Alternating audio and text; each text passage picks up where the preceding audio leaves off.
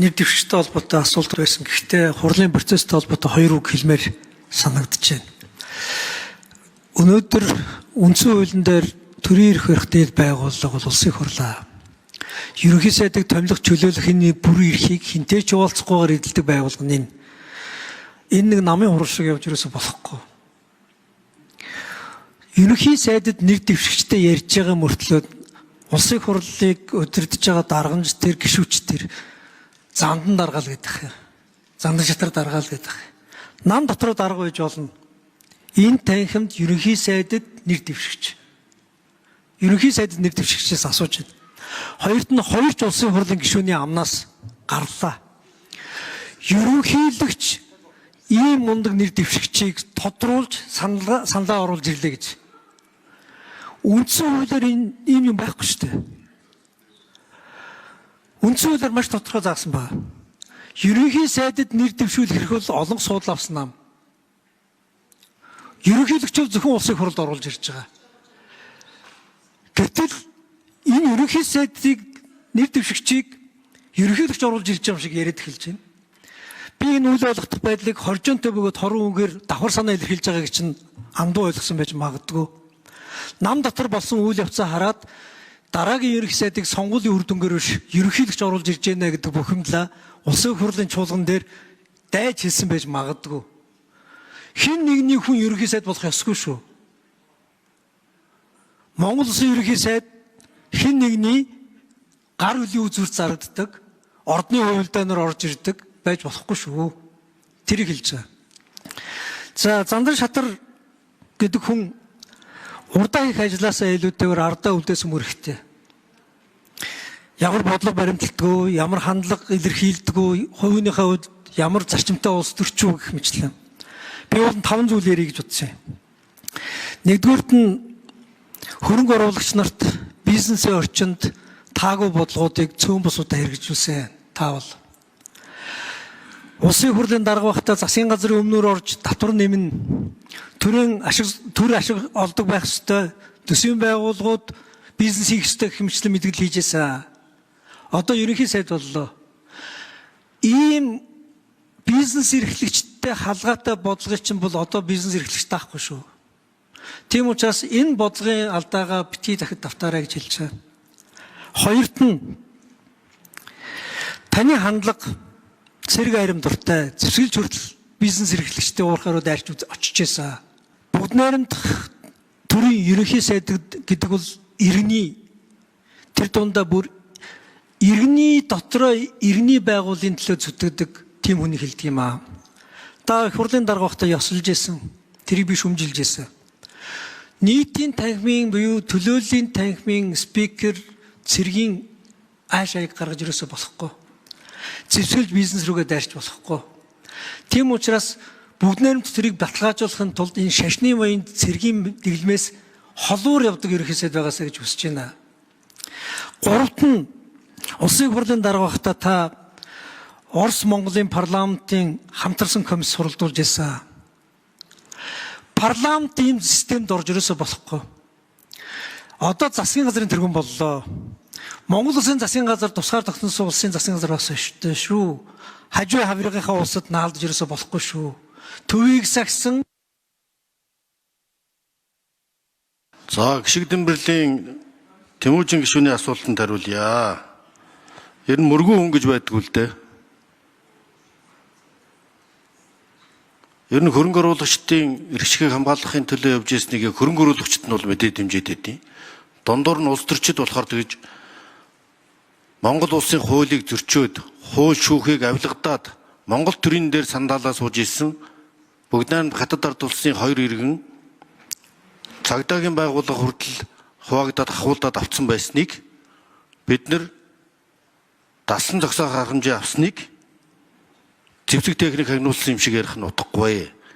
Би харин цэргийн бэлтгэл хийж буудлагын клуб ажиллуулж цэрэг дайнд бэлтгэсэн аль нэг хөрч улс руугаа ч юм уу шүүмжилсэн тийм бодлого явуулахыг дипломат хүний хувьд ч тэр эсэргүүцдэг. Харин ч би гадаад харилцааны сайдаар ажиллаж байхдаа гадаад бодлогын үзэл баримтлалд 3-40 хүршийн бодлогыг бодиттойгоор цаасан дээр тусгаж гадаад бодлогын үзэл баримтлалыг улсын хурлаар санаачилж батлуулсан. Тэнд 3-40 хүршийн бодлогыг тодорхойлж арчлал, хүний эрх, зах зээлийн зарчимд нийцсэн үнд зүйлийн хөршүүдийг 3 дахь хөршөөг тодорхойлсон. Монгол улсын газар зүйн нөхцөл байдал бол бид гадаад бодлогын үзэл баримтал тодорхойлсноор манай гадаад бодлогын тэргүүлэгч бол 2 хөрштөөгөө тэнцвэртэй харилцах явдал байдаг. Энэ бол Монгол улсын язгуур эрх шигт тусгаар тогтнол аюулгүй байдлын үндэстэй холбогдсон үндэсний аюулгүй байдлын үзэл баримтлал, гадаад бодлогын үзэл баримтлал улсын их хурлаар батлагдсан юм чиглэл хандлага байгаа юм. Ийм учраас би одоо бууз зурж яснаас биш бууз зэвсэг агсаад буудлагын тэмцээн зохион байгуулж бэлтгэл хийж явсангүй. Ийм учраас үг үйлдэл хоёр бол зөрүүгүй байх ёстой, тайлбар бол өөр байх ёстой гэж бодож байна. За ерөнхий сайд томилогдож байгаа энэ үйл явдалтай холбоотойгоор хэд хэдэн үг бас хэлмээр санагдаж байна. Нэгдүгээрт бид үндсэн хуулийн энэ ерөнхий сайдын томилготой холбоотой асуудлыг зөв голдролд нь оруулж хэрэглэхгүй бүр буруу тийш явчлаа. Ерөнхий сайдыг нэр дэвшүүлэх эрх мэдэл бол парламентын олонхот байгаа. Тэр олонхыг авсан нам шийдвэрээ бүлгээрээ гаргах ёстой. Тэгснээс биш парламентаас гадна хуралдаад гаднаа шийдвэр гаргаж ирээд яг цөөнхийн бүлэг танилцуулж байгаа юм шиг танилцуулдаг жишээ ерөөсөй байж болохгүй.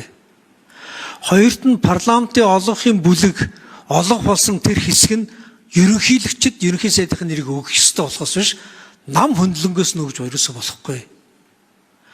Ингэх юм бол утга учир энэ нөгөө парламентын засаг гэдэг утга учир алга болж байгаа. Энийг бид өснө бодох ёстой. За хоёрт нь шинэ ерөнхий сайдад нэр дэвшиж байгаа хүн маань яасан ч зочроотой бас тэрэлттэй байх юм дээ. Ковид болон 2 удаагийн парламентын бүрийн эрхийн хугацаанд хит олго байсандаа ирдээд шүүмжлэл өөрөөсөө өөр дуу хоолойг сонсох төвчээргүй болсон бол энэ нь бол Монгол улсын ерөнхий сайдыг хийх чадваргүй гэсэн үг шүү.